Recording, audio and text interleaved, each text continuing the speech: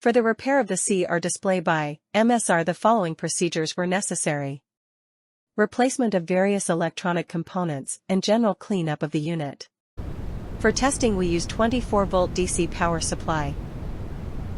We connect the CR system to the supply and observe that the unit reacts.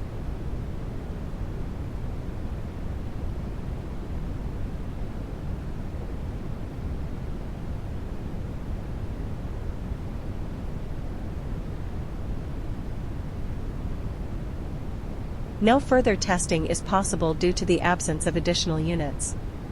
It is now clear that the CR display